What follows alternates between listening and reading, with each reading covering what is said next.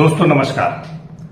दोस्तों आज महात्मा गांधी की जयंती है, यानी अहिंसक आंदोलनों से सरकार से अपनी बात मनवाने या अपनी बात पहुंचाने वाले एक ऐसे महामानव की जयंती है जिसने अहिंसक आंदोलनों के द्वारा अपने शर्तों पर अपनी मांगों को सरकार तक पहुंचाया।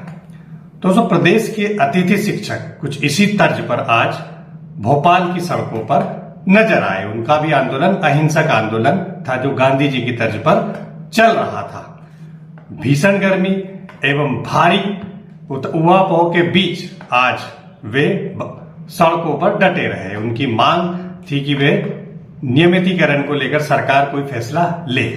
ऐसे में कई शिक्षकों की तबीयत खराब हुई, कुछ बिगड़े कुछ उखड़े, लेकिन वे सड़क पर डटे रहे अपनी मांगों को लेकर अहिंसक आंदोलनों के द्वारा।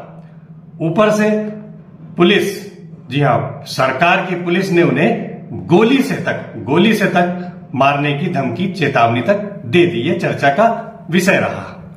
खैर, हम बात करते हैं पिछले आंदोलन की। दोस्तों आपको याद होगा कि पिछले 10 सितंबर को जब अतिथि शिक्षक भोपाल में आंदोलनरत रहे थे, तब स्कूल शिक्षा मंत्री राव उदय प्रताप सिंह ने एक बयान दिया था। बयान क्या था? उन्होंने कहा था कि अतिथि शिक्षक मेहमान की भूमिका में होते हैं और मेहमान घर पर कब्जा नहीं कर लेते। हालांकि चौतरफा आलोचनाओं के बाद मंत्री जी ने माफी मांग ली थी, लेकिन मंत्री जी का यह बयान अतिथि शिक्षकों को नागवार गुजरा था, उन्हें बहुत अच्छा नहीं लगा था। इस बीच उन्होंने सोचा था कि शायद मंत्री जी ने माफी मांग ली है तो वे हमारी मांगों को लेकर कुछ निर्णय लेंगे, लेकिन ऐसा हो नहीं पाया। पिछले आंदोलन के 21 दिन बाद यानी 10 सितंबर से इसके बीच आज 2 अक्टूबर को गांधी जयंती के दिन अतिथि शिक्षक एक बार फिर आंदोलनरत हो गए और अहिंसक आंदोलन के द्वारा सरकार से अपनी मांग करने लग गए। हालांकि उन्होंने दबी जुबान नहीं सही, लेकिन यह भी जरूर कहा कि हम अतिथि शिक्षक बनकर नहीं रहेंगे, यानी मेहमान बनकर नहीं रहेंगे, अब हम घर पर कब्जा करेंगे। कहने का मतलब यह है कि अब हमें मकान में स्थायी व्यवस्था चाहिए। इसीलिए उन्होंने मांग कर दी है कि अब वे किसी मंत्री या अधिकारी के डेलीगेशन से बात नहीं करेंगे, वे सीधे सीएम से बात करेंगे, यानी मुख्यमंत्री से बात करेंगे। और महापंचायत जो बीजेपी ने जो वादा किया था महापंचायत में, उसके वादों के अनुसार घोषणाएं करनी होगी, यानी सरकार को उन्हें नियमित करना होगा। इसे लेकर अतिथि शिक्षकों के प्रदेश अध्यक्ष ने कुछ बयान दिया है, आइए सुनते हैं।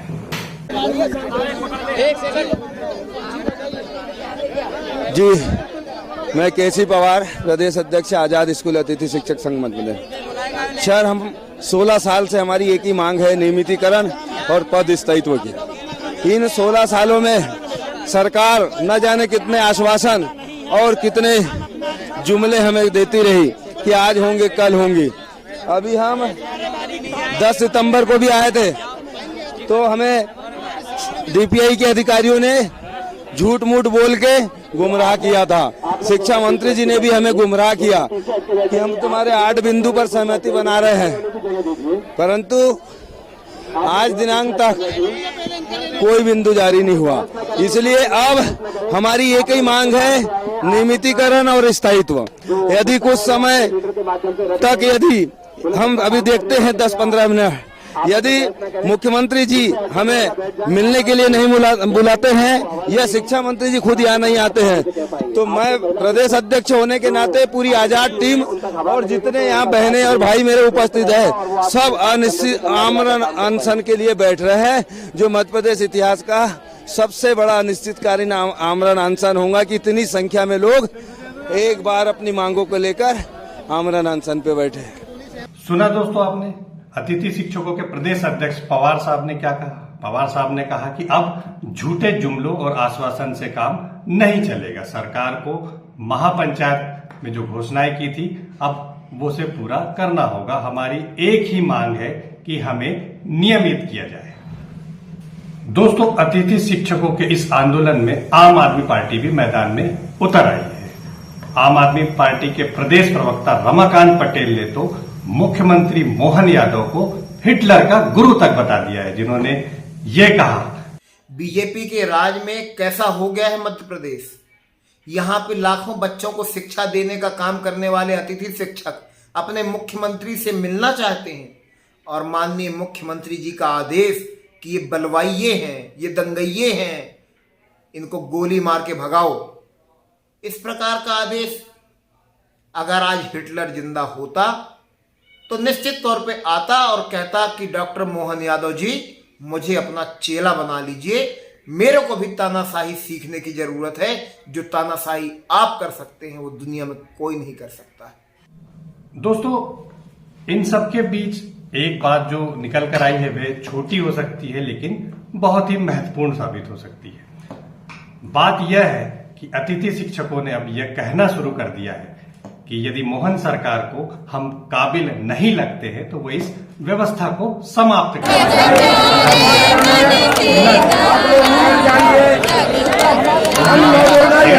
दशक से लेकर 2 दशक तक सेवा करने वाले अतिथि